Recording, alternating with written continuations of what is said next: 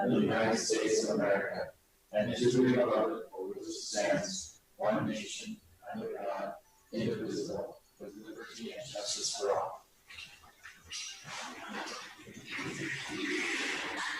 All right.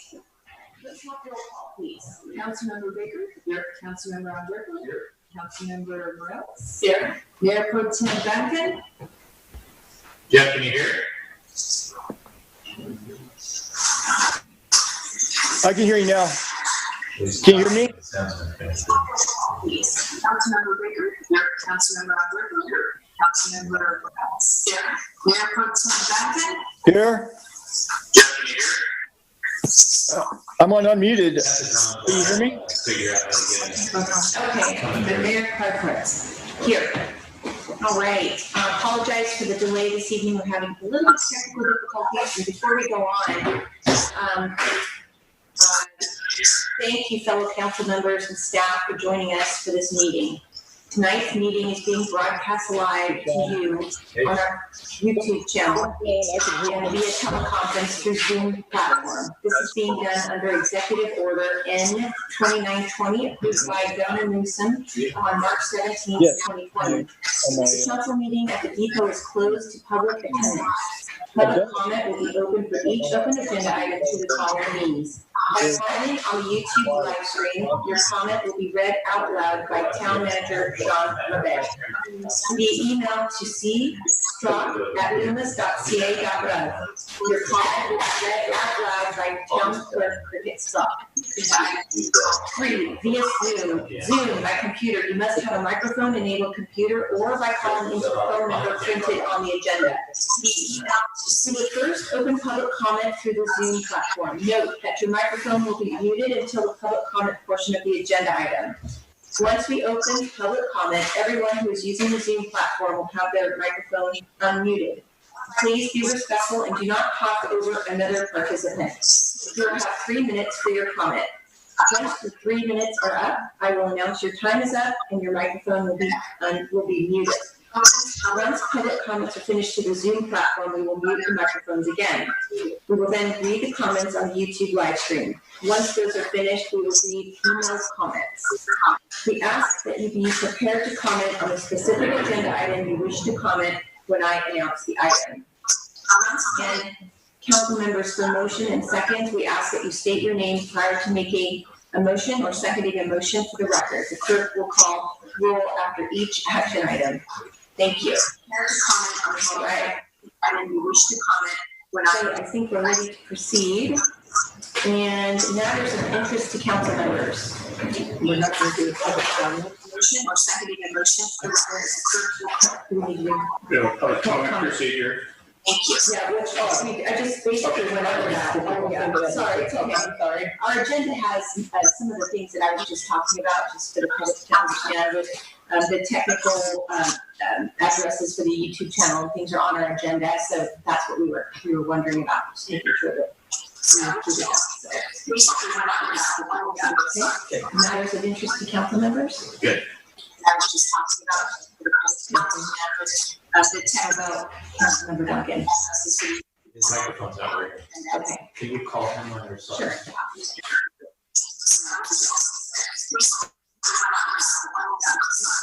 Matters of interest to council members. Good. Councilmember Duncan. Yes. So.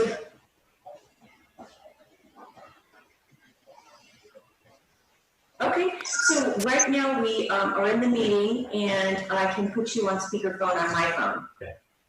Okay? I'm going to do that right now.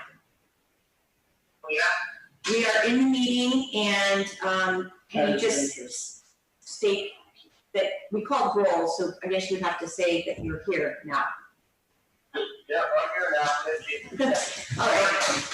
Okay, and then we are matters of interest to council members. Do you have anything you wanted to state? Yes, I do. I'd like to say that, can everyone hear me okay?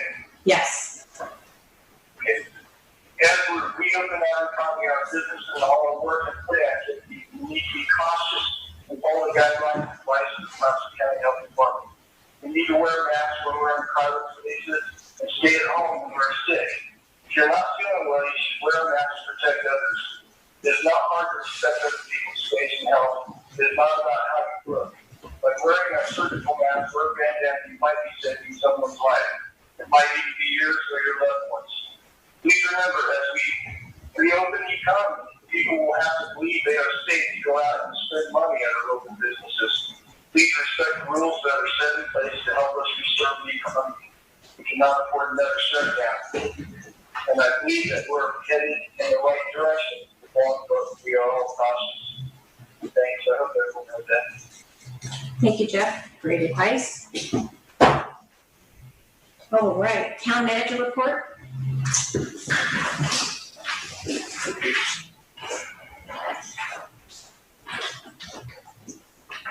Town manager Sean Ray. The main thing that I wanted to talk about is later on the agenda for the COVID-19 stuff, but there are two things that I wanted to mention under the town manager report itself. The first is that we've had a lot of questions about the gun shop on the corner of Taylor and Library Drive and when that was going to be torn down, et cetera, et cetera. The owner of the property is now just finished up with the asbestos removal, so folks were able to see that probably today.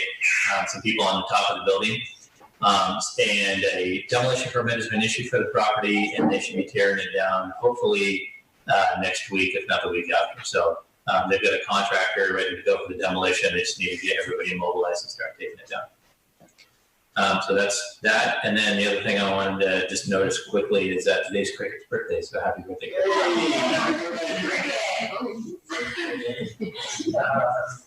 Yes. Should I make a follow-up to dinner? Happy birthday. Thank you. Thanks for the report, Sean. What, if anything, do you know about the status of, is it property, is it for sale, is it contract, anything? My understanding is that it was under contract for a while, but I'm not sure where that's at this point with the collapse of the economy and the pandemic. So if it was, I don't know who the buyer was either. The owner of the property at the bank wouldn't tell me who the buyer is. So I don't know where it's, I frankly don't know. Thank you, Mayor. Thank you. Okay, Loomis Chamber of Commerce update. Is Jenny on? She's on. Let me see if I can get her to. Can you hear me? Yeah, can you hear me? Hear me? Speak? I'm speaking. Hello. I'm speaking. I think it's going to be a problem for us. I'm speaking. Let me. I'm going to call her. I can hear Jennifer just fine. You can hear her? Yeah. I wonder why she's not coming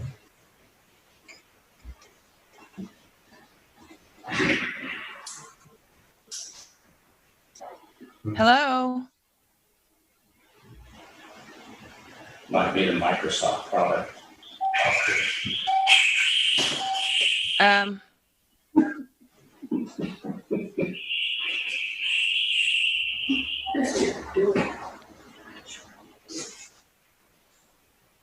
I can hear all you guys, and I'm speaking. Yeah, I don't know. Because it was working there. They can hear me. We hear from your source. No. There we go. How about Can you that? call Jenny? I think you got. I'll call her now. Hello?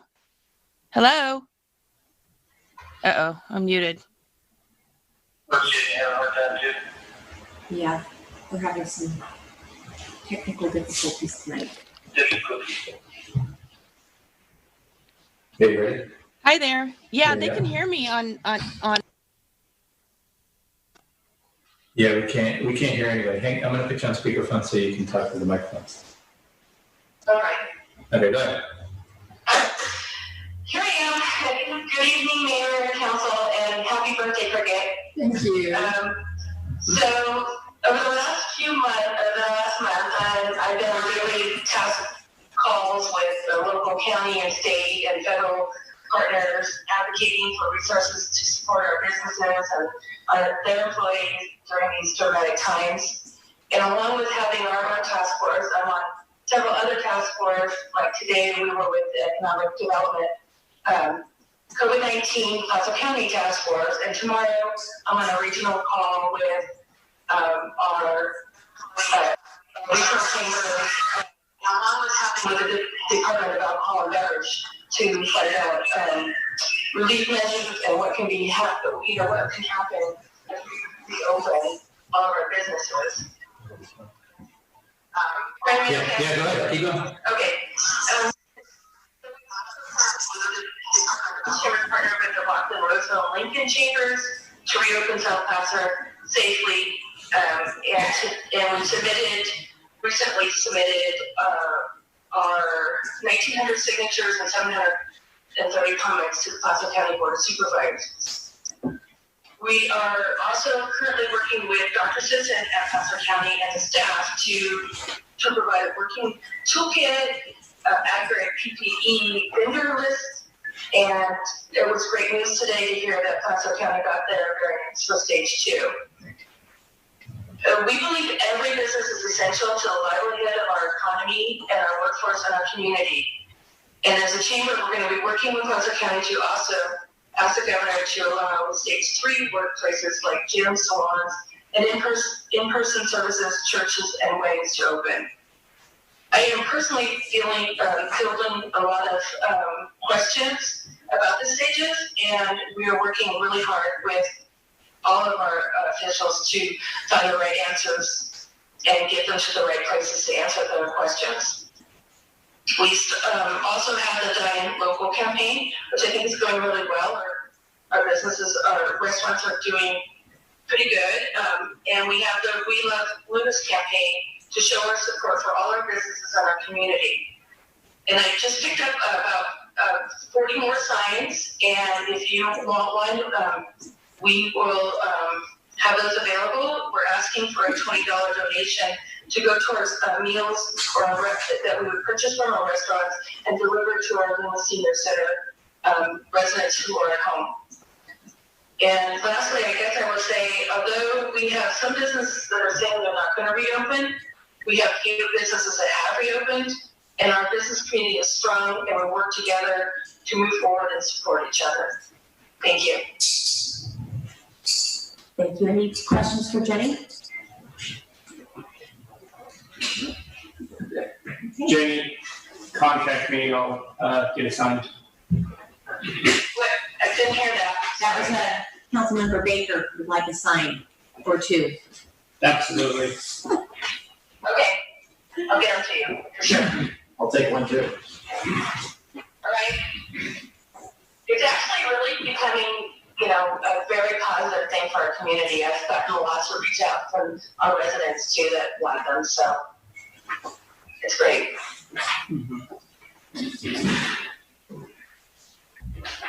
Okay, we're going to be moving on to public comment for items not on the agenda. And I want to make sure, Sean, will we know if people have public comments that are not on the agenda? Nobody's on the Zoom meeting except for Jenny, Jeff, and Ken. So anybody who comes to will be going through YouTube at this point. Okay. Or email to. Okay. So again, we're opening up for public comments for items not on the agenda this evening. We're going to wait a couple minutes to see if anything comes through.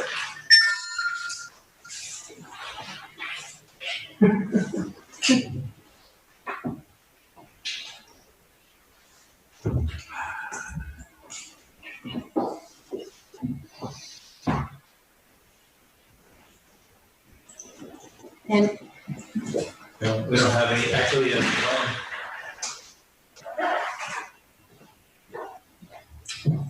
so we have one comment that came through as, I think it was part of the public comment session, but there was a question from Sonia Cutler: when will the public be able to attend the town meetings in person again? And the answer to that is when the governor releases the shelter-in-place order. and moves us through the next, whatever phase we need to be in for those mass gatherings to occur. We got, yeah, I should just ask that again. So as you know, there's about a 30-second delay between the YouTube live feed and what we're actually doing here. So.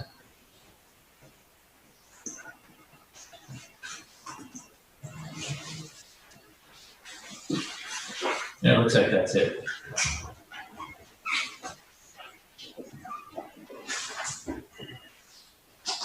Okay, we're going to move on to adoption of the agenda.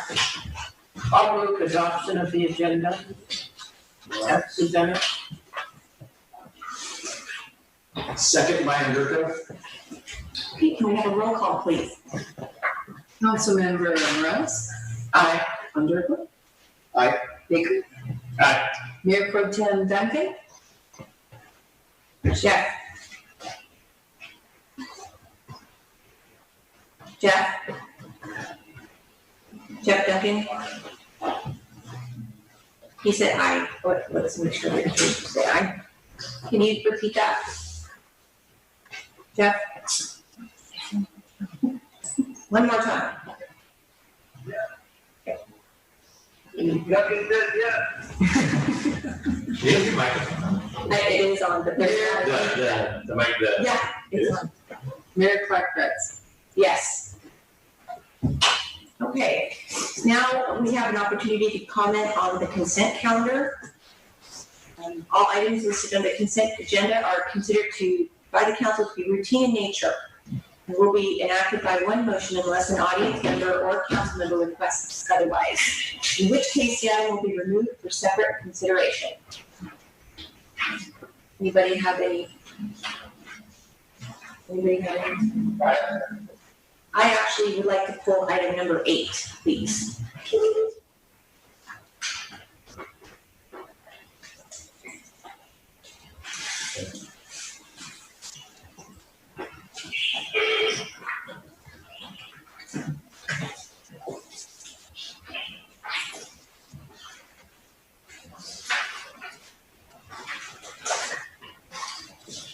Is there anybody in the public that wants to talk about the consent calendar?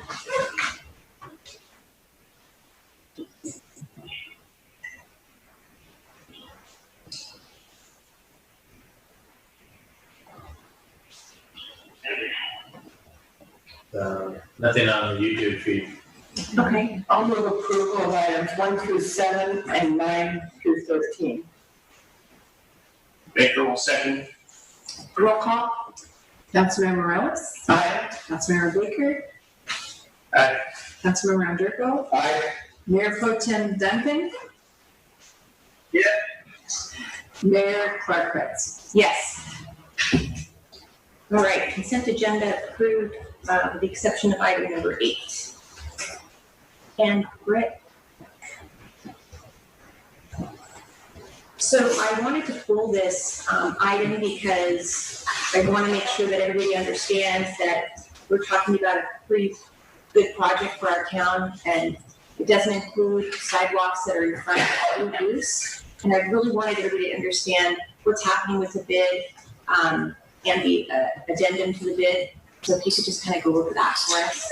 Okay, just real quickly, we did the downtown master plan phase 3 project, which has sidewalk on the west side of Taylor from Horseshoe Bar to Webb Street. And then we've also got an overlay happening Taylor Road north of Delaware High School up to just north of Loomis Ranch. And also class 1 bike trail on the east side of Taylor Road between Delaware High School and Loomis Ranch. So that's the scope of the project. When I bid it, as we were in the design process, the section in front of the Blue Goose, there's a large grade difference because of the way the road slopes down towards the parking lot to the Blue Goose restaurant, or to the Blue Goose building. So it becomes a grade difference when you start talking about raising the sidewalk up in that area. And when you do, when you do it properly, you end up with a retaining wall on the back side of the sidewalk. So the sidewalk that would be placed up against Taylor Road, you would have the road, a sidewalk, a retaining wall, then the parking lot for Blue Goose. And that retaining wall will go anywhere from 6 inches to about 3 feet tall. We need a handrail. So as we were bidding the project, we took that section of the sidewalk and we kind of looked at it independently of the rest of the work. We bid it as a bid alternate, which means that we can accept that piece of work independently of accepting the rest of the work. So the rest of the work, basically a sidewalk from along Horseshoe, or along Taylor, on the west side of Horseshoe, or west side of Taylor, from Horseshoe Bar Road to Webb Street. There's going to be some work around the intersection there of Webb Street and the Golden Eagle service station there. And then there's this gap, and there's an exhibit, there should be an exhibit attached to the staff report. And if you look at the exhibit 2 of 3, there's a section of the work in there in cyan. So it's in that light blue. Cyan, you mean blue? Yeah. Yeah. Okay. So that's the section that we parsed out into its own piece of the bid. We bid it, we got one bid from a local Western engineer. Their bid was reasonable and competitive, so staff recommends that we accept the bid for the base bid amount, which does not include that work in front of Horseshoe, or in front of Blue Goose. The only reason is that the base bid amount is going to take up the funds. We're putting in some federal funds, some RSTP funds, CMAQ funds. Those are pretty much all contained within the base bid, and we have to pull a little bit of reserves to pay for the rest of the project. At this time, given this environment, I thought it was prudent not to spend down our reserves. The bid alternate amount for that sidewalk is kind of expensive, as I knew it would be. It is a little over $400,000 for that work. So at this time, given this current environment, I just didn't know if it would be a good idea to spend down our reserves. But the money is there if we choose to accept the bid alternate. Okay, so both sides of Taylor Road will not have a sidewalk right there. But there's already a sidewalk on that one side. There's currently east. Okay, and then what is the move on, move off cost for that particular component of the bid? So, because we would have to pay for that again and have them come back. Correct. So if we choose not to go with the bid alternate and at a later date come back and construct this portion of the sidewalk, pretty much the design is already there, but it would probably be a markup close to 10 to 12% more because the contractor will already have mobilized for the larger project and they'll have to move in and move out again. So it will be another $40,000, $50,000 increase to that bid amount. Yeah. We choose to wait. So my thought was it just would be nice to have the whole thing done, and then I would hate to lose out on that. We can move on and move off cost, which is why I thought it would be good for us to discuss that with the group tonight. Thank you. Please. Well, first of all, I do tend to agree with the mayor on doing the whole project now. But before we go there, I do want to know where does the tenant of Blue Goose, the Heritage Foundation, where do they stand on proposed work in front of Blue Goose? So they take a position on the newest proposed design? They haven't, I met with them early on in the process to talk to them about the process. They didn't seem to want any sidewalk in front of Blue Goose because their feeling is it'll affect the parking and the circulation around the building. So at this point, even with the redesign, they're not in support of the redesign? I have not officially shown them the redesign of the project. It hasn't changed too much. The details have grown quite a bit from the last time we've met, but the actual concept hasn't changed. Okay. I think that's a really important issue, right? Okay, I would assume, just to come back to that in a moment, I've got a couple other questions for you. So in the corner of Horseshoe Bar and Taylor, in front of the smog shop, there's some flooding in the gutter. When we go in the event that we approve this tonight, is there a way to clean that up? Is it the solution for that standing water problem is tearing out a considerable amount of that sidewalk around the smog shop and the hardwood store. Is there no storm drain? There is no storm drain. Is that the problem? That is correct. Okay. Yeah. Most of downtown Loomis drains overland, so it just runs down those sides of the road. There's a few places where it crosses. There are a few places where there are short sections of storm drain that are picked up, but we do not have a large storm drain system down at that corridor. So the proposed design here, does that include new storm drains along Taylor? No, we're not putting in storm drains in Taylor. We're pretty much keeping the drainage the same. Okay. We are replacing a couple of the drainage. Some of the infrastructure that exists, we're replacing it, but we're not providing any new storm drain lines. Okay. So do we have any idea what that would cost me? I guess the thinking is, while we're tearing it up on Taylor Road, why not fix that problem while we're at it? Is there something we can do with the grading to reroute the water while we're tearing up the sidewalks? Yes, it's a little late to put that into the design because the project's already been bid. Yeah. That problem that exists now, I tried to clean it up last time when we were doing the phase 1 of the project, and we were actually doing some work around that intersection. And then we even came back and after that and did some grinding of the gutter to try to relieve some of that water. I think there's some settlement going on there, and that problem is getting a little bit worse. Yeah. That's going to take a wholesale tearing out that whole corner of the intersection and rebuilding the curb gutter and sidewalk. Is there a way that we can tie it into future fix? So tie in the proposed project with that corner, in the event that we can come back at a later date and fix that? Currently, the scope of work doesn't overlap going onto that corner. I can look at some minor fixes to that, but realistically, what needs to happen is that whole corner needs to be ripped out and reconstructed. Typically, we leave that to the developer when they redevelop that property. Okay. That property's been on our radar. The property, meaning the smog shop property? The smog shop, and that property owner has wanted to do some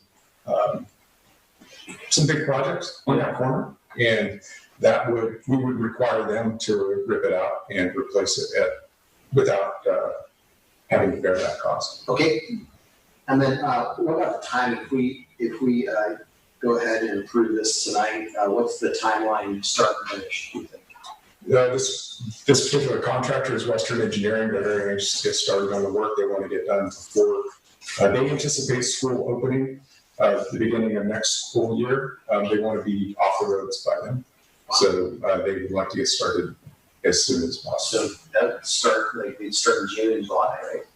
Yes, we would start having pre-construction meetings in 2 weeks. Okay. Okay, excellent. Thank you, Madam Mayor. Thank you, Rick. Any other questions? So we'll open it up for public comment.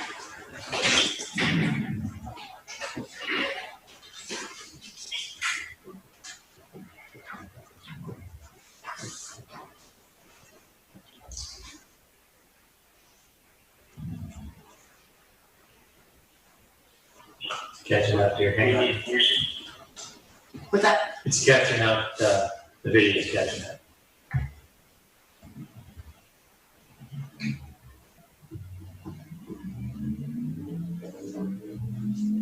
It doesn't look like there's any public, or any comments. Okay, doesn't look like there's any public comments. We'll bring it back to the council. Do you have any more questions? I do have a question. So we're just looking at it from an aerial view on exhibit 103. I do think that a wall around there could be a little bit problematic. Is there a way that, looking at 203, we could do those improvements to the eastbound side minus a wall there, and instead of having a sidewalk on that west side of the street with that 3-foot high wall, could we, you see it in a lot of cities, do some type of striping or something like that kind of is a little bit more into a walkway. I think that 3-foot wall with people backing up and coming in and out of there, I just think that is going to be a little bit problematic. But I want to finish like nice project. So it shows here all the blue section improvements, as that alternate. Could we do part of those minus the wall? If you don't do the wall, what happens is you have such a great difference on the back of rock that you have to slope it. So you would have to slope dirt up to the back of that walk, or in this case, paving to the back of that. And you'd end up sloping paving towards the Blue Goose building, which would kind of change some of their drainage. Their drainage actually drains from the building towards the street, and the low point is out kind of by the edge of the road. Yeah. And that's what kind of exacerbates this problem. We could definitely look at doing some striping through there to stripe a walkway. I ride through there with my kids all the time on our bikes, and there's the striping there. I just think a wall there that's 3 feet high is going to be problematic. Yeah. I really do. It would change the circulation of Blue Goose on that side. It chokes it down so narrow that it would only be a one-way road through there. It does keep people from backing out of those parking stalls onto Taylor, which is not ideal. So there's a lot of advantages to having that sidewalk there. It protects the sidewalk, protects the pedestrians from the drivers, both backing in and out of those spaces, and the people driving on Taylor. Well, that brings up a question. How do people, if they want to go to like the produce, how do they go in and out? They can't come back out onto Taylor because they keep that other parking lot locked when it's not an event. I think that's some of the reason that the tenants of the Blue Goose had some issues with this project, because it would change the circulation. Yeah, because you can't get in and out. If you can't get out, why go? Right. You could come in, and then I would propose go northbound, and then if you needed to come back around to go to say Goosey Den, you would come back out onto Taylor and drive down and come back in the other driveway. It's created. But if you only make one driveway in and there's no way to back out. No, there's 2 driveways. Oh, is it 2? Yeah, there would be another one. The alternate, the working blue there, there's another driveway up Where that trees. where the old walnut tree. And it's coincidental with the driveway for the school, so that becomes a more high visibility crosswalk. It just looks kind of, it's hard to see it. Yeah, I apologize for the scale. Just for council perspective, all these issues are the reason why staff is not recommending moving forward with that bid alternate, because the way that the property is laid out, it pinches it so much if we do the bid alternate that it creates all kinds of circulation issues for the Blue Goose, which is, one of the main drivers of people coming into the town. And frankly, the cost is, puts it kind of out of reach, I think, at this point for it, so. So by doing this, without the bid alternate, is this section going to be, is it gonna look unfinished as opposed to the rest of it? Or are we gonna have like an asphalt overlay? I mean, is it gonna look smooth or is it gonna be new work, no work, new work? We're only doing the curb gutter and sidewalk, so we're not doing any road work. So there won't be new asphalt north and south of this. But there will be that gap of sidewalk in front of the building.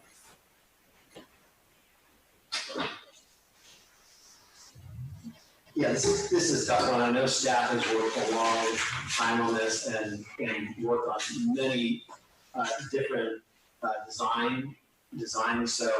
So thank you, staff, for trying to make this something that everybody can live with. I think I'm gonna side with staff on the recommendation to go without the bid alternate on this, just because it's just messy. And we don't want to hold up the rest of the project. So it's not an easy one, but if there was a better way to design this, then it'd be, a no-brainer. Yeah. But it is awkward, and we did look at several designs. To that point, we looked at several designs about trying to bring the sidewalk up to the Blue Goose. We tried a lot of different iterations, especially there at the beginning, just brainstorming a bunch of ideas. The problem, as Sean pointed out, is the building is at a weird angle to the road, and it just chokes it down too much. It's just frustrating because we want to walk the whole town. Yeah. And this is one of our premier places to walk to, and it's not safe. We're making it not safe, and so that to me is a shame. And I appreciate the work that you're doing too. I just wish that we could find a way to have a sidewalk there and make it look really nice. So. Okay.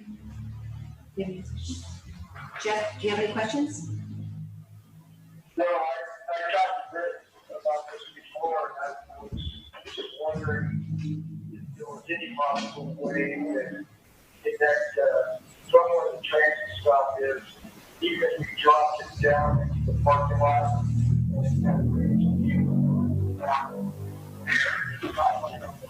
because I agree that's really a dangerous place to have people walking from, say, the Town House or produce to go catch the bus and the transit back and forth without a sidewalk. So, I would like to see something there that would, help with our walking down as well. I hate to hold up the project, and I know that's why the separated. Just go ahead and get started on the road part of it. So that's all I have to say. Can we, can we go ahead with the project, but then come back to this? And can we? I'm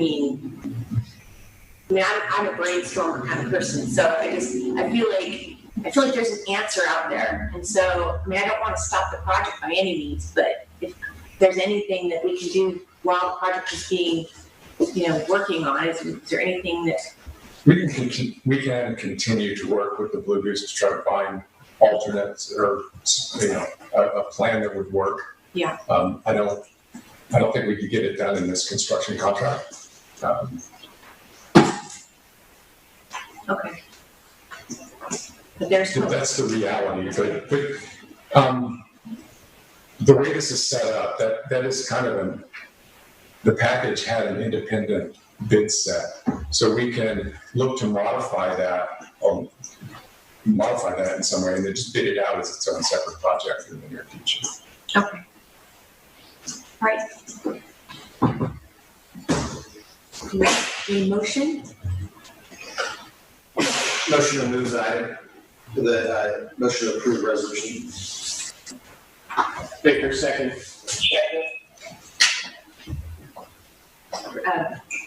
Brian seconded it first, yeah. Sorry.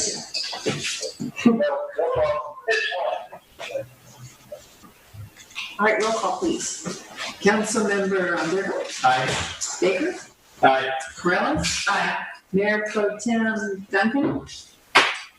Aye. Mayor Kretz? Aye.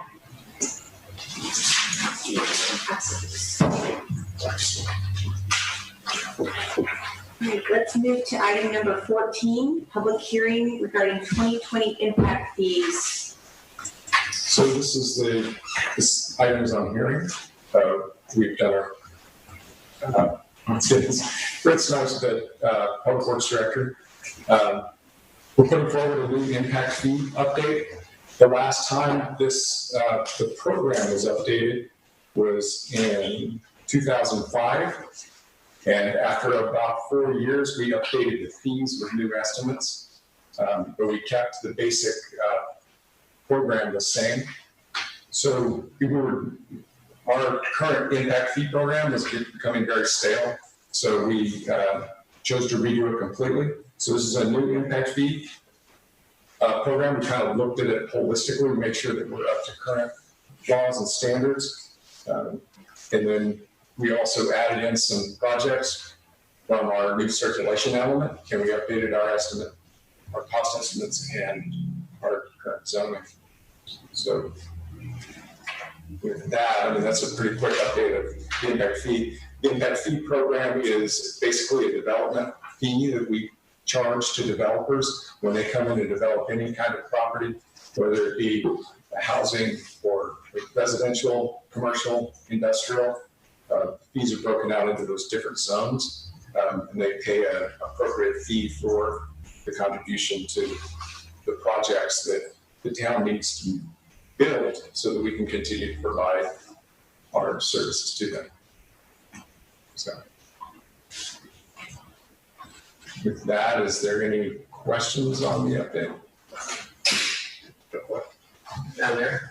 All right, thank you for putting this together. This has been something that we've been working on for quite a while. We brought this up during strategic planning, and it's very important to be competitive and have our fee rate schedule consistent or competitive with other jurisdictions. And so thanks for bringing this up, because at some point, maybe next year, maybe 10 years, there's going to be some movement on some of these properties. We want to make sure that our schedule is where it ought to be. So thanks. I know it's a lot of work, but job well done, staff. Thank you, Matt. Any other questions? Jeff, do you have any questions? No. Thank you. Moving on to public comment then.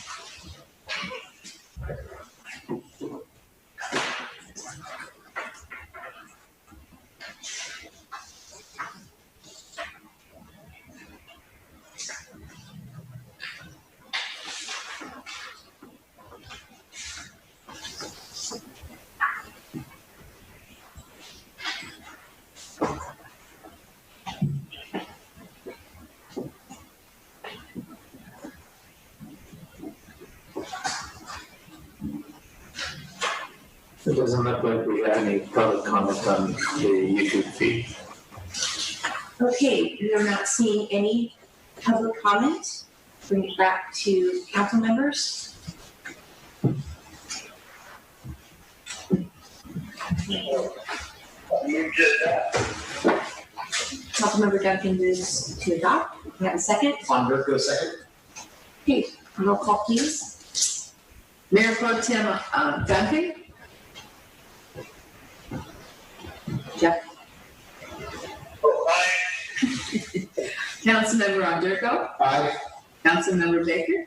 Aye. Councilmember Morales? Aye. Mayor Kretz? Aye. Let's move on to business. Item 15, Town of Loomis COVID-19 update. Thank you, Madam Mayor. So I have, it's not going to be quite as lengthy as the one last month, but it is going to be a little bit long. Things continue to change rapidly with this whole situation. We got word literally about 5:30 that we moved into the second phase, and I'll talk about that a little bit. But so yeah, Governor Newsom moved the state into phase 2 of reopening the economy.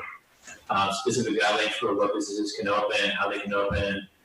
Those are found at the county's Reopen Placer website. And so before 5 o'clock, Placer County was in the first phase of stage 2, reopening the economy. So some stuff could open, not a lot. And the county requested from the state that we be allowed to move quicker into stage 2, which would allow more businesses to open and to allow different ways of opening. The county health officer had to send an attestation form to the state that talked about available testing, the way testing would happen, capacity of the hospital, a bunch of different things. That's on the county's website. And we got word at about 5:30, maybe 5 o'clock, that the county's attestation was approved by the governor. And so that allows businesses to move into the kind of accelerated stage 2. So what that basically means is that, like, for example, restaurants, under the first part of phase 2 or stage 2, restaurants could do curbside and pickup.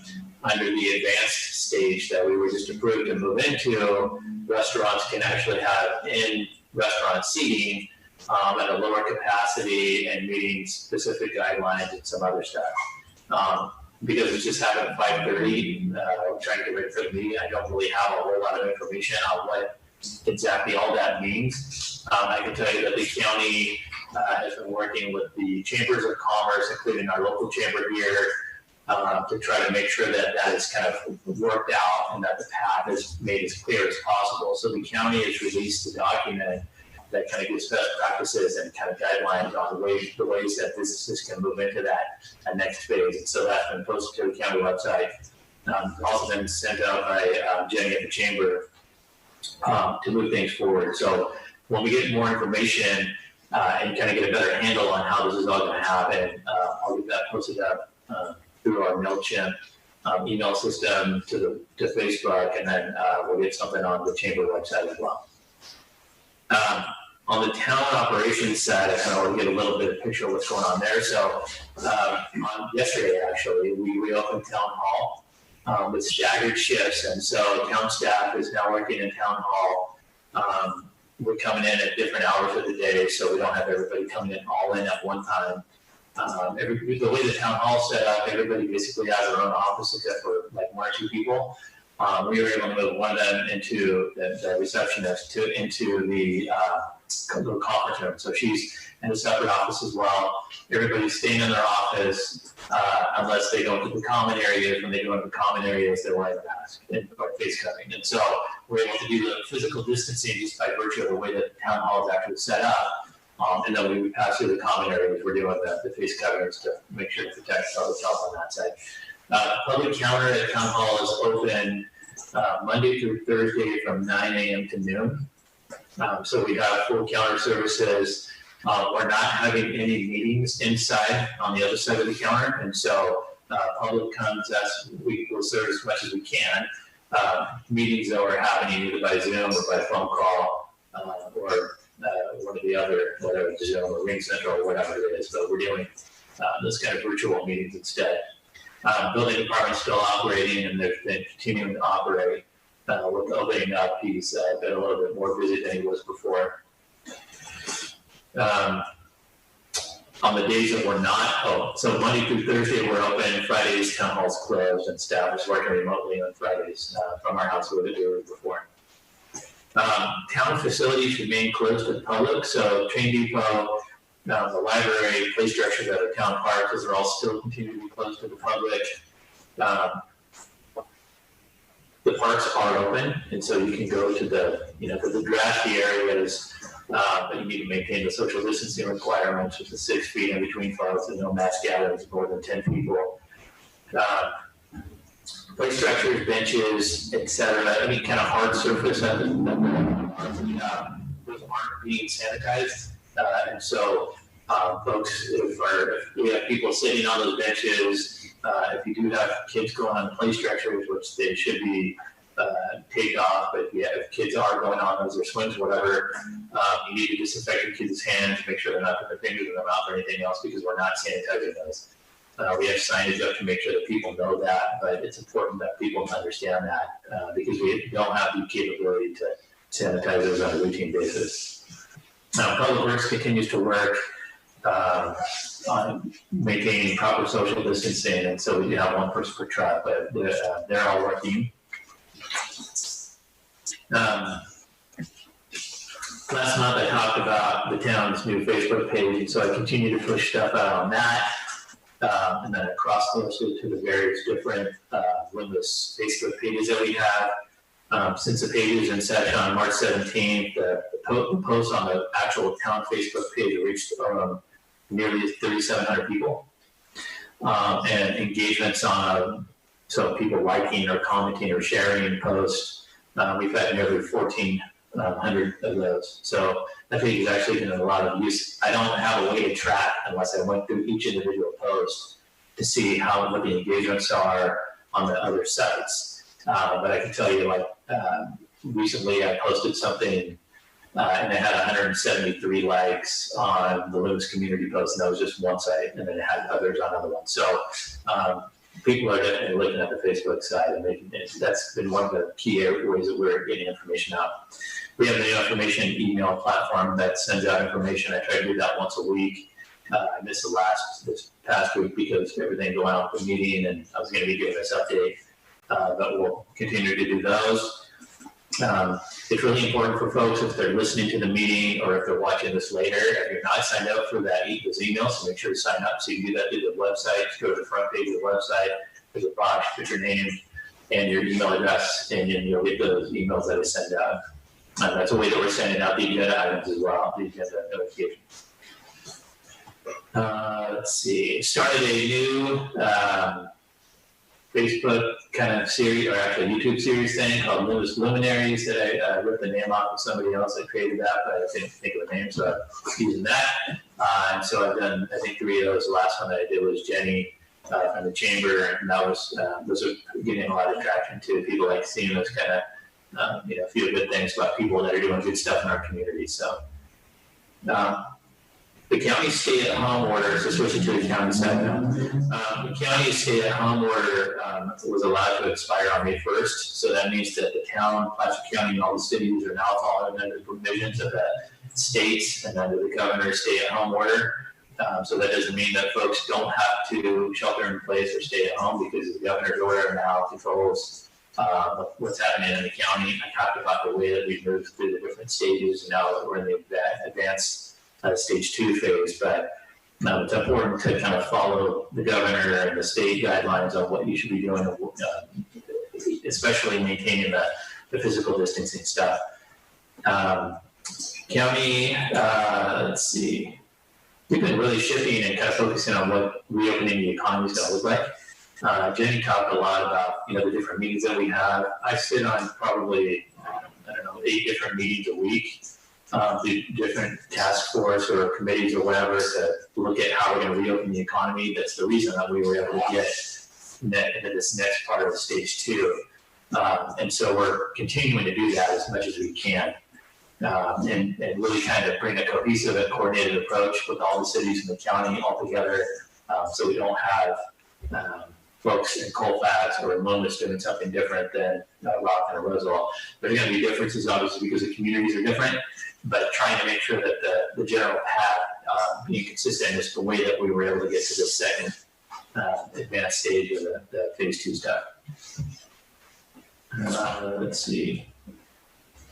I think that's basically it.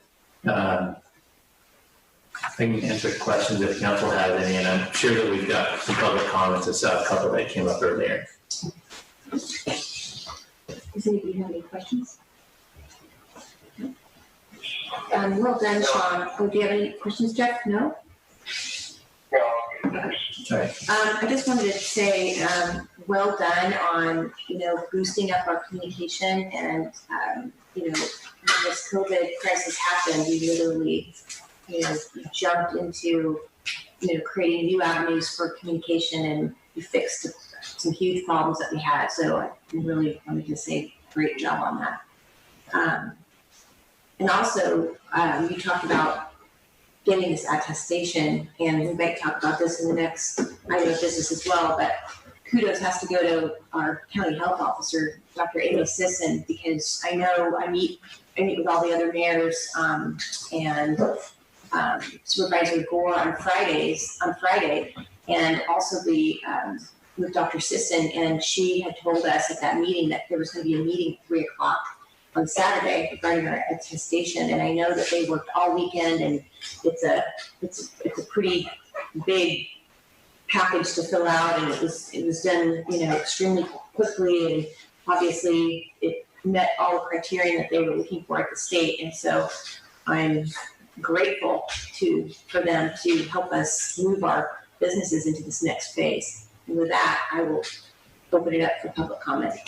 So a couple on the live feed, questions from Sonia Cutler. So today, Placer County stepped into phase 2A because of our attestation was approved by the state. Will we need to go through that same process as a county to be able to step into phase 3?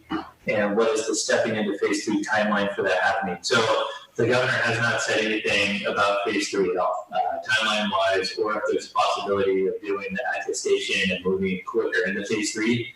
In fact, on a call that we had this morning with the chambers and the health departments, that was specifically asked, and the response was there has been no discussion at all about when we move into phase 3, and what, when that happens, or if there's a process to get through it faster. So, and then Jenny sent me a comment, Jenny from the Chamber of Commerce, said, I want to thank the Loomis Town Council and staff for all the support of reopening our businesses safely.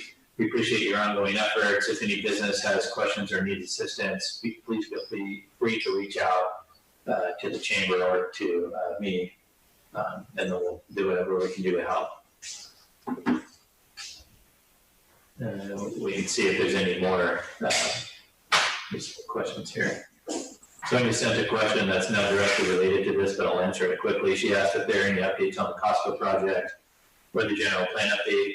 Costco final EIR is looking to be released sometime, I think it's this month, right? Is that right? Yeah, sometime in May, and then going into hearings when we can. General plan update is just kind of on hold at this point, getting the background studies done, but nothing specifically is happening on that.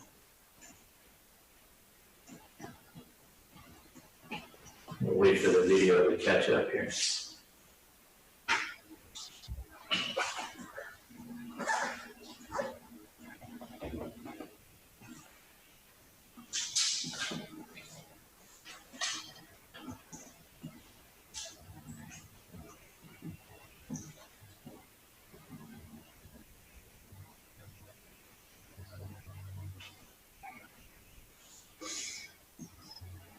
Yeah, it doesn't look like we have anything else. Okay, it doesn't appear that there is any more public comment on this item, and it was meant to receive and file, so we'll move on to the next item, which is Governor Gavin Newsom's support, item 16. So in your packet, you have a draft resolution that we put together that is basically requesting that the governor allow to basically stop with the differentiation between essential and non-essential businesses, and to allow businesses to start reopening quickly. We didn't do a staff report for this because the resolution kind of speaks for itself, but I think it's pretty short. Should I go ahead and just read it? Sure. Okay, so I think I'll skip the whereases, or some of the whereases, not all of the thing. So whereas on March 19, 2020, Governor Gavin Newsom issued Executive Order N3320, which mandated a shelter-in-place that allowed the state of California in order to preserve the public health and safety and to ensure the healthcare delivery system is capable of serving all and prioritizing those at the highest risk of vulnerability. And whereas on March 19th, Placer County Health Officer also issued a stay-at-home order to slow the spread of this disease and prevent severe loss of life, which order was extended to the end of April and expired on May 1st. And whereas governor's order remains applicable to the county of Placer, and whereas as of May 6th, Placer County had 163 positive cases of COVID-19, or 0.004% of the county's nearly 400,000 population. And whereas As of May 6th, Placer County hospitals were treating fewer than 11 patients for COVID-19. And whereas the town of Loomis recognizes the importance of implementing reasonable safety precautions to protect the residents of our community and other communities from COVID-19, and whereas the town of Loomis has implemented the required measures throughout our community to protect our residents, including closing public facilities, and whereas the town of Loomis has advocated for a cooperative and cohesive approach for guidance and direction on appropriate safety precautions for businesses to implement upon reopening to the state of California, Placer County, and other cities of the county. And whereas town council values the health and safety of its residents, as well as the economic welfare of our community. And whereas the town is projecting a significant decrease in sales tax revenue for the current and upcoming fiscal years, which negatively impacts the town's ability to provide public services for our residents. Whereas the council considers all businesses to be essential as each business creates jobs for our residents to earn a paycheck and to be able to provide for the health and welfare of themselves and their families. And whereas most businesses are ready and able to implement a reopening plan vetted by the town staff and by the Placer County Health Officer that maintains proper physical distancing protocols and sanitation practices. And whereas Loomis businesses considered non-essential by the governor's order are not allowed to open or suffering potentially irreparable harm that may force them into bankruptcy. And whereas a one-size-fits-all approach to reopening businesses is not in the best interest of the town, its businesses, and its residents. Now therefore be it resolved, based on the COVID-19 case history within the County Placer, the Town Council of the Town of Loomis does hereby respectfully request the support of Governor Gavin Newsom for reopening of Loomis businesses while the town works in conjunction with the Placer County Supervisors, Public Health Office, and the neighboring Placer County cities to implement its own measures to immediately begin the reopening of all businesses in the town of Loomis. And so the differentiation between this resolution and what the governor just did by allowing the county to move into the stage 2 is this isn't looking at, whether you're an essential business and non-essential business, and frankly, whether you're in stage 2 or not. It's reopening businesses throughout the town and in Placer County, hopefully, and making sure that our businesses are able to obviously maintain the public health and safety, but not making that differentiation between the essential and non-essential because all businesses are essential. Well, I can answer questions if you have. Did you have any questions? Brian, go ahead. All right. I'm in full support of this. I have always looked at when they say essential business or essential employee, everybody's essential, from the janitor to the CEO. It doesn't matter. All of these people have lives and they're doing things. What I would like to see in this, and I don't think it's addressed, is there's no real time frame, and it's kind of like we're asking if we could, I would like to say, look at by next Friday, our businesses need to be open. Look at our stats, look at what's going on. We need to get going. If we do what the county asks us to do, we follow all these safety protocols. It's so open-ended to me. I think there needs to be, we have a time frame. We've worked with the county. This is what we got going on. Let's do it. There's no reason that we kind of have an open-ended question to this. I just look at, the things that are happening in the state with all of these things, and it's incredibly frustrating to me. We let felons out of jail and jail business owners for just trying to put food on the table for their families. I mean, it's insanity. And so if you're following the protocols, there should be no reason. Our stats in the county say it, our stats locally say it. I've interviewed doctors and nurses from Sutter Roseville, from Mercy down in Sacramento, and every last one of them they have empty floors. They're cutting people's hours. I mean, our capacity for patients here in South Placer County is like 660 beds or something, and we're using 8 right now. I mean, it's crazy. It's kind of gotten way out of hand, and so I think the language needs to be stronger. That, we need to send a stronger message to, especially to our businesses, that the town council is saying, we're getting going, and we're gonna follow the rules, and this is what we're gonna do.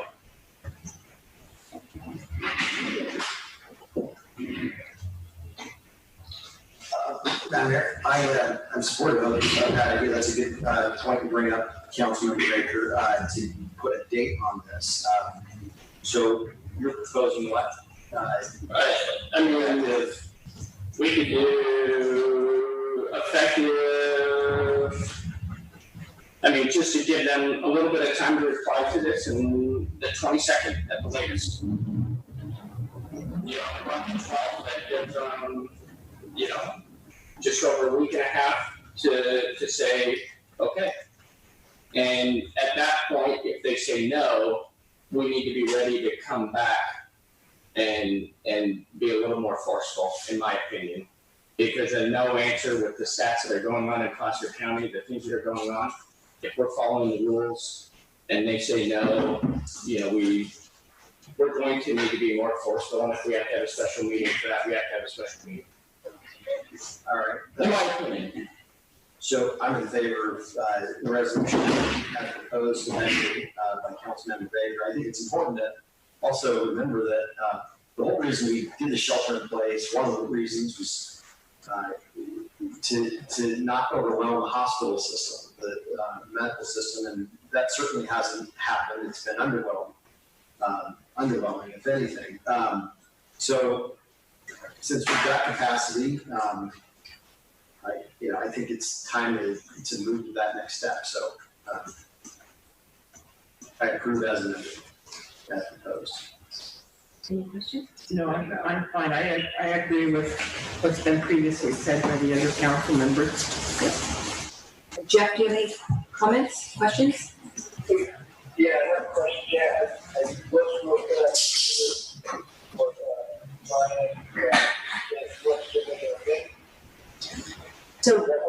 So Brian wants to put a time frame, and basically at the end there, where under, I think it says that will say by May 22nd. We do May 22nd. We could pick a date. It doesn't matter. I figure a week and a half would be plenty of time for that. We need a time frame to hear back. Yes. Yeah. From the city. that's all? Yes. Okay, I think those are excellent additions. And I think it's important that we send this message because, again, there's no such thing as a non-essential business. We live in a market society, and we need to give the onus to the businesses to provide a safe place for people to do business. And it's up to the consumer to decide whether or not they want to go to that business. And so we really need to give that opportunity back to our businesses, and we really need to have an economy to come back to. And our small businesses are being hit so hard, it's completely heartbreaking. So let's open it up to public comment at this point. So I have a couple of comments from Sonia Cutler.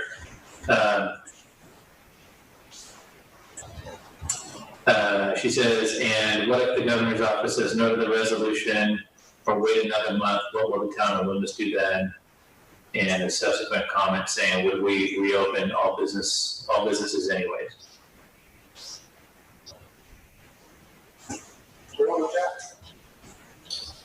So Sonia's comment was, and what if the governor's office says no to the resolution or wait another month?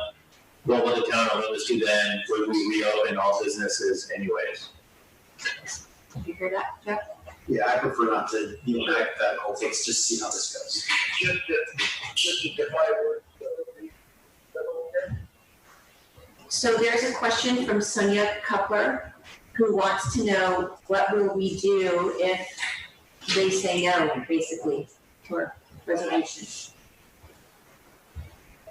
And Councilmember Underco said it's best not to Doing hypothetical. deal with hypothetical issues, and we'll just have to wait and see what happens at that time. We need to wait and see what happens.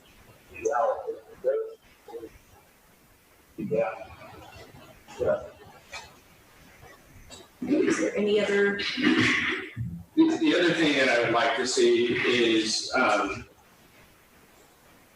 more of basically our surrounding communities, sending the same thing with the same time frame. Hey, look at Rockland, all of our surrounding communities that surround us, so that it's just not us sitting on an island. I think the message needs to be sent that, look, we're doing what we're supposed to do. The numbers show that we're doing what we're supposed to do. And so if we could reach out to our surrounding communities and say, hey, look, we passed a resolution. What do you guys think? If the state comes back and says no, then I don't take no. I work in sales, so you just keep working at it until you get the answer you need, right? So let's just keep going at it. But I think we need to send a forceful message to the state, in my opinion. And I believe Rockland is having a similar resolution on their agenda tonight. It's not quite the same. I think it's very important to have a coordinated and cohesive approach on all this, because, Loomis, the town can't be put in a position where we're the ones leading the charge on drafting guidelines for how to reopen the local. I mean, we don't have the capability to do that, and it needs to be supported by, basically by the county health officer, because she's going to sign off on most of that stuff. I do know that Rockland has something on their agenda that's been talked about at the county or the city managers meetings that I've been participating in once a week. So once we get through this with the council vote on the resolution with the modification, and tomorrow I'll send that out to the city managers and see where they're at or what they're doing with it. We had a couple of comments come in just quickly too. Comment from Bonnie London saying, can we invite the public health officer to speak at our next council meeting? I can try. I don't know if she will, but I'll try if council wants that. And then a question from Jenny from the Chamber of Commerce. She sent me here. She said, I personally agree. This is from Jenny Nicely, the executive director of the Chamber of Commerce. Personally agree, we need a date or time frame. The Loomis Chamber believes every business is essential to the livelihood of our economy, workforce, and community. We ask that the town continue to work with Placer County to ask the governor to allow all workplaces safely, and including businesses listed in stage 3 like gyms, salons, in-person services, including churches and weddings. And so I'll also just point out too that the governor did release guidelines for the phase 2 businesses, but nothing has been brought forward yet for phase 3. And so that's one of the concerns that I would have, that I don't know how to drop something like that. We need to rely on the rest of the county to help us do that. So. Well, I will say this was drafted prior to the stage 2B reopening, and the fact that we even had an opportunity to do this variance. And what I think we may think of putting that actually in the resolution, basically saying somehow, great, now we have the extended phase 2, but what about phase 3? We want those businesses to be up and running as well. So maybe sort of craft it so that it acknowledges that phase 2 deepening and also questions, phase 3 businesses.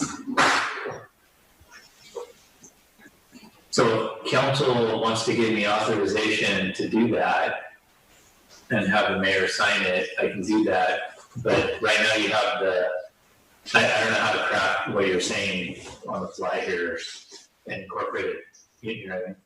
The council's okay with me just taking a stab at it, going through the mayor and having the mayor say, yes, that's good. If council wants to authorize the mayor and I can do that, then that's fine. Can we have our attorney's opinion? Yeah. I think that's fine. There we go. I think you can amend the motion to include that authorization. Right now you have a motion in a second. So you're friendly amendment. And authorize the manager with concurrence of the mayor. Thank you, Joe. Do you have any more public comment? Nothing's come up, although there's about a 30-second delay, so.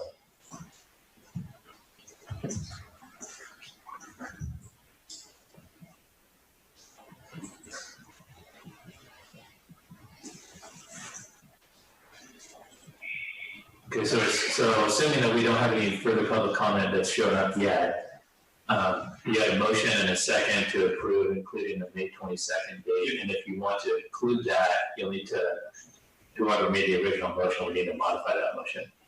So I think it was Do just we have a a, motion and a second? it was We no haven't done that motion, yet. no. No, we haven't done a motion. No motion. Thank you, Chad. I thought I heard Councilmember Nestor say. That was before public comment. Okay, so since there's no more public comment, we'll open it up for a potential motion. I'll make a motion to approve the resolution as amended. And I think you have enough context and discussion here to include what we've all talked about, right, Sean? I would need specific authorization to include that language about phase 2 of what's between the mayor and I working that language out. I think it's important, I mean, right? Because you don't have, I can't put that together right now. I can add May 22nd in pretty easily, but if we're gonna be adding a new couple of whereases. Let me ask you this, do you feel like, I mean, they don't,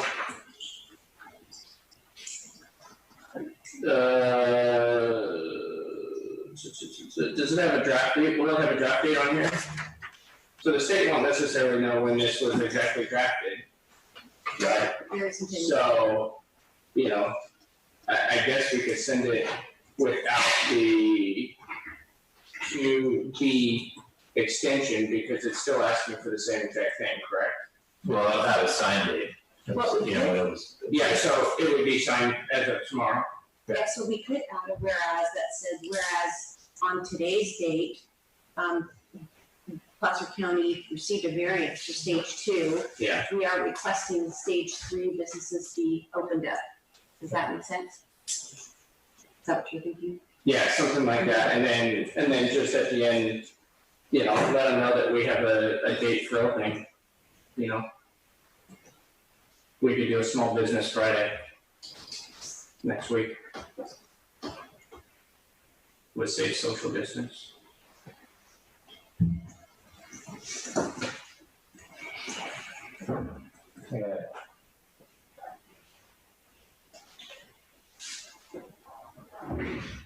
And Baker will second that.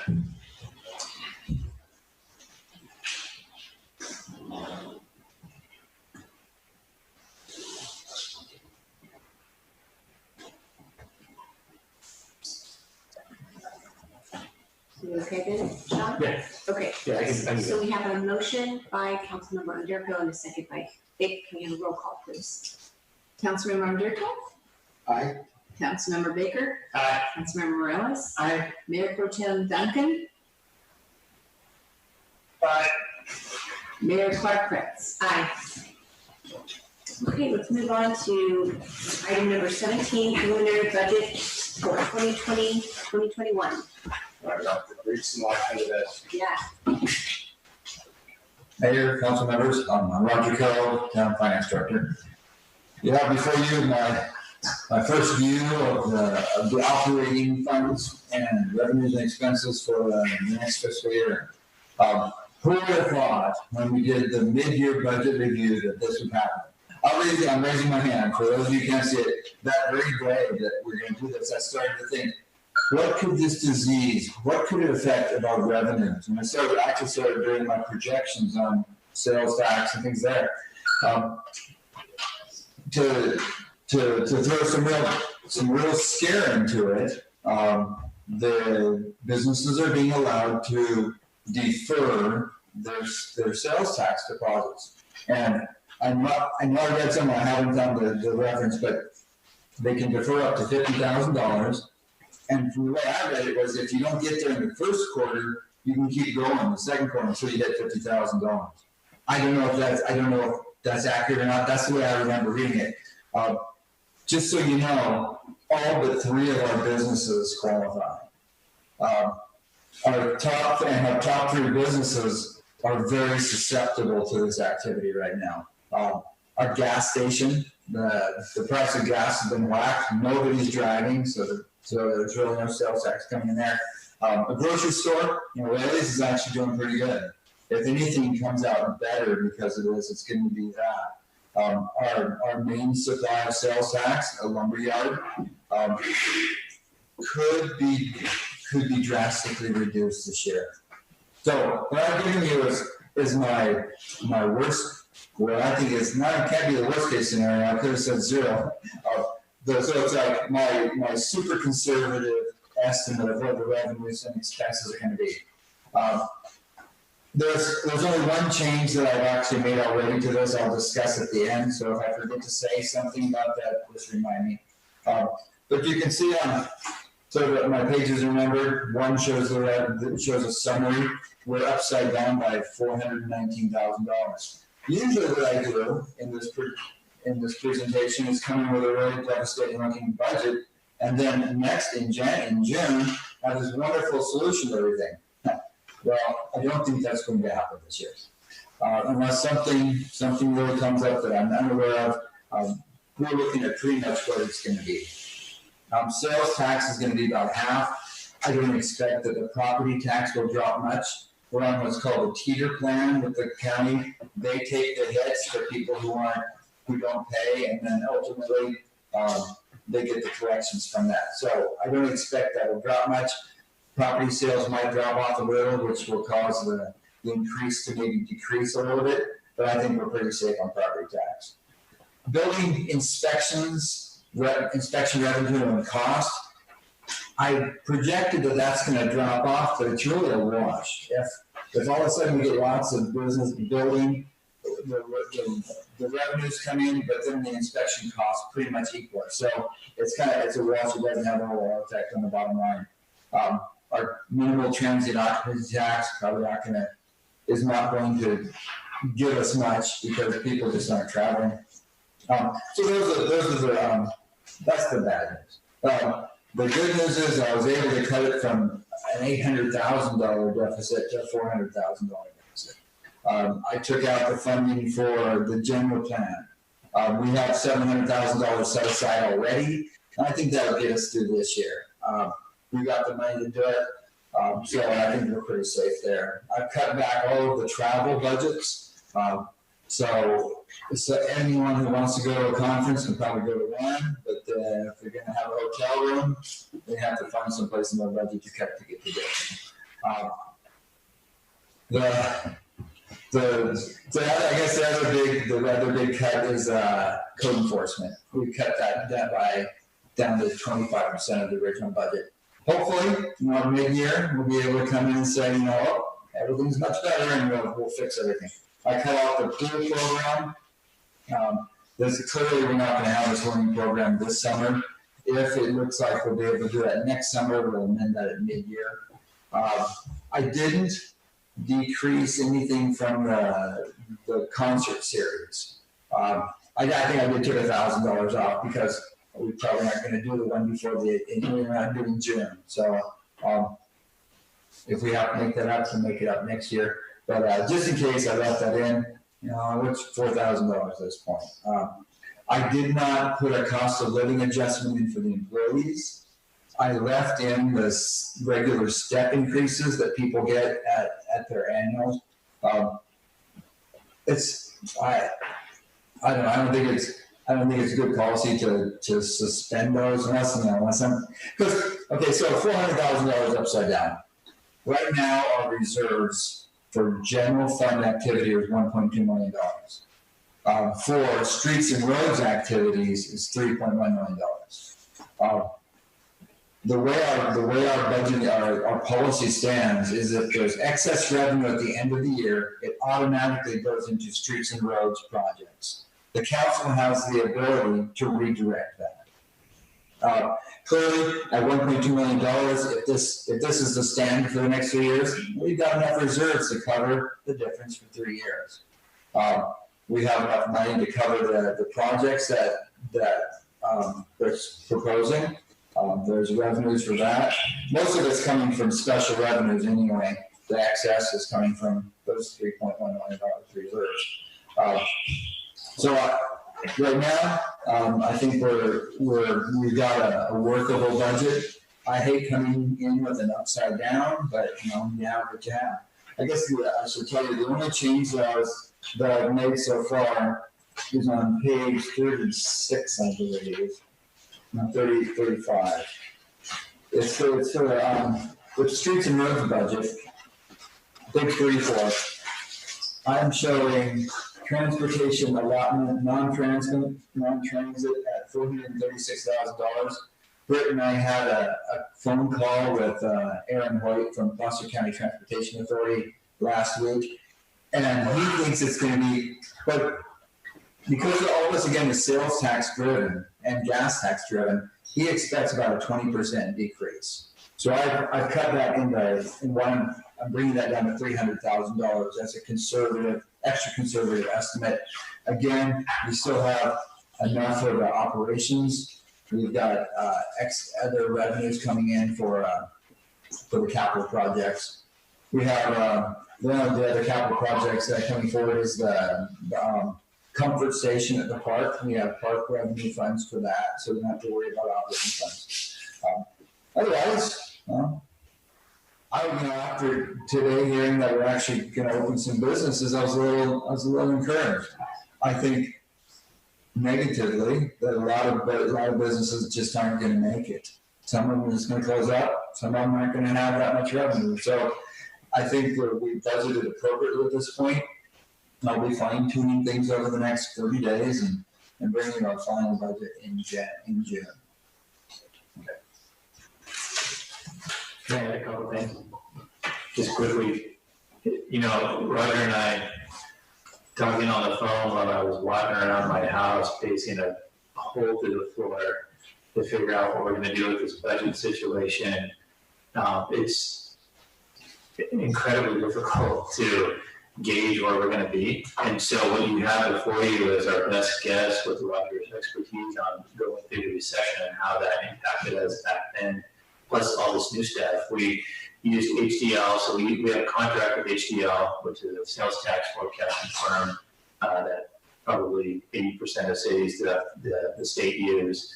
We increased that contract a little bit to get a little bit better forecasting from them, and they're forecasting a little bit higher sales tax. I'm being more negative than they are. Yeah. So I think that we're being as conservative as we could probably be, knowing what we know, which at this point is a little bit dicey. The other thing I wanted to point out too is that the issue with the COLA is, the council approved a wage increase for employees. I think it was a 3-year wage increase. This would have been the last year of that. And when we're looking at it that high of being upside down, Roger and I immediately brought up that we need to claw that back for this year. And the employees, nobody had any concerns about that and didn't have any issues with it. So I just want to acknowledge the fact that staff understands the position of the town is in, the position the community is in, and really stepped up on that. So I think that's important to know.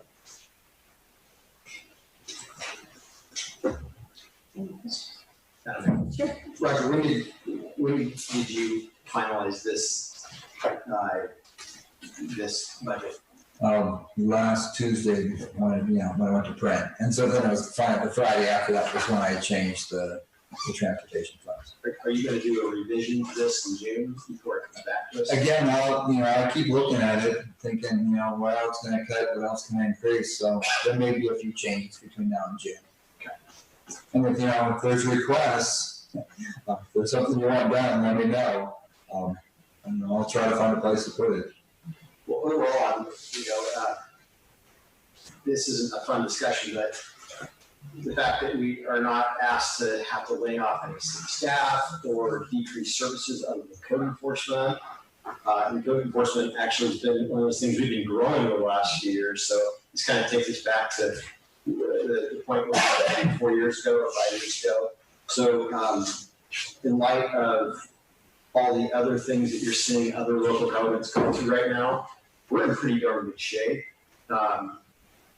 in comparison to, there's what others are doing. So. But we did, back in 2008, you were able to weather that storm too. And I think it's because, we have a philosophy of not wasting money, of keeping things close, which makes it hard to cut down on the budget too. I mean, there's really nothing to cut. But we do have a philosophy of doing our best for the least we can.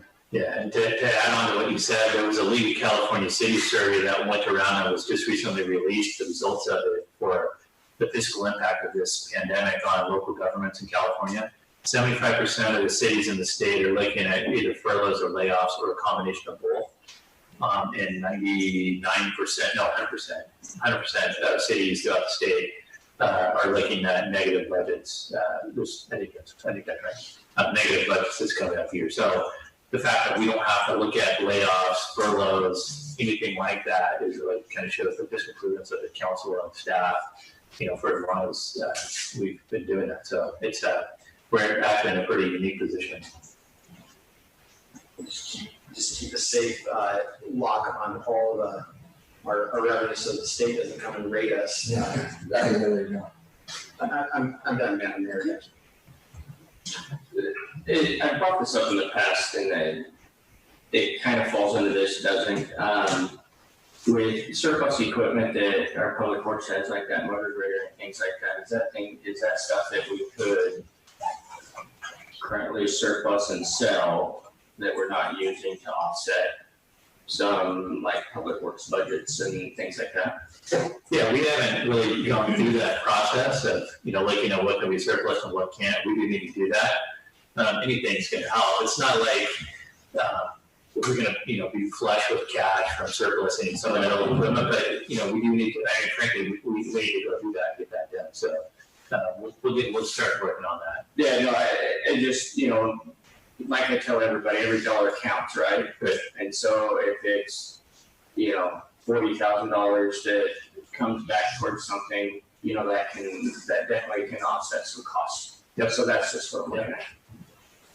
I have to give kudos to our public works field guy, Dave Strzok, because he has done that. Cleared out excess stuff, recycled, and got the money back, and actually used it for buying new equipment, new tools, things like that. Yeah, it's great. The thing with, code enforcement and cutting that back, that's literally one of the only discretionary funds that we have, or discretionary activities that we have in our budget.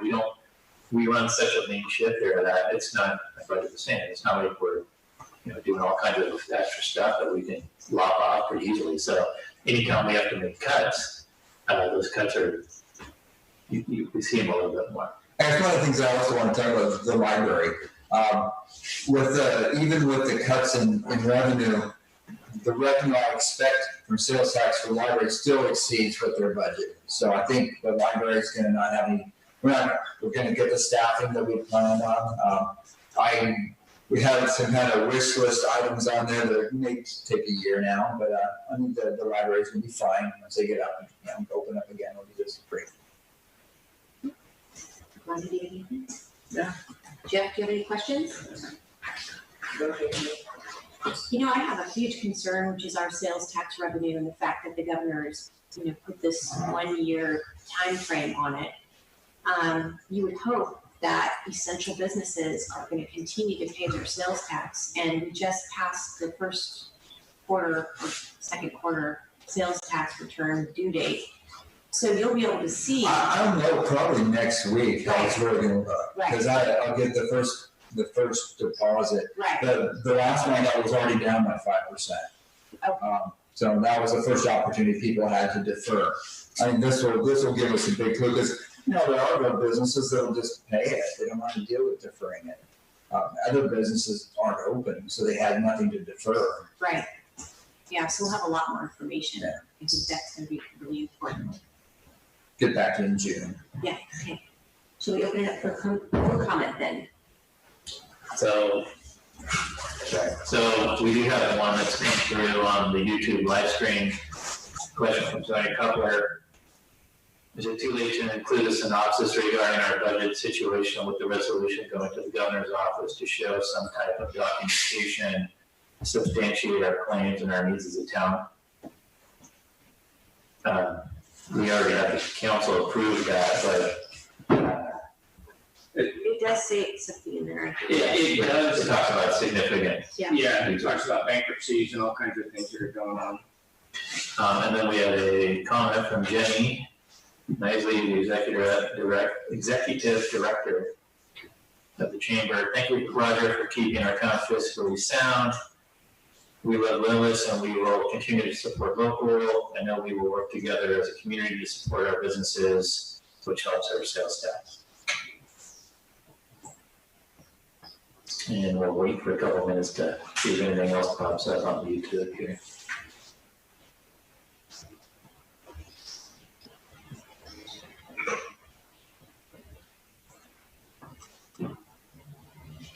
Yeah, it doesn't look like it. Okay, it doesn't appear that we have any more public comment on this item, so we'll bring it back. And it looks like this was just a meant to receive and file section. So, thank you, Roger. Thank you, Roger. Okay, so let's go to council committee reports. Ryan, do you have anything? Nothing. Tim? No, thank you. Wanda? Jack? Okay, and I don't have anything to report. And with that said, do we have any future agenda items? Steve? Madam Mayor. Yes. At what point do we think it's prudent to bring back the town seal project that you've all been working on? Is that something that should happen in the next couple of months? Now that we're breathing a little bit more? Yeah, I mean, I would say, so one of the issues with that is working with the gentleman who council directed us to work with. I think that we could probably get something figured out through Zoom or whatever in the next couple of months and bring it back. Okay. Yeah. Okay. It would be a good patriotic project to kick back up, I would think. Yeah. And then Sean, can you just tell us, give us an update on the mill status? Did you keep that? I haven't done the RFP yet. Okay. With everything going on, I didn't have time, and frankly, I'm not 100% sure if this is the climate that we want to be trying to sell that property, although, you know, if we could get a nice sales tax generating business on there, that would be good. So I'm actually going to reach out to a couple of people who are kind of like on the commercial real estate side and see what they think, if we should hold on to it for a little bit longer, if we should release it. So now that things have kind of settled down a little bit, like with this phase 2 thing opening up, it's not quite settled down, but I think, you know, within the next couple of weeks, I'll have a little bit of time to pull everything together. I will say that I put together a one-page sheet for GSAC to send out to them, and they've put it out to their staff, or they're going to be doing that. So I haven't heard anything back on it yet, but they should be going up to their channel pretty quickly here too. Okay, we're on the same page. Yeah. Thank you. Anybody else? Okay, well, let's officially adjourn our meeting at 8:48. Stay safe and well.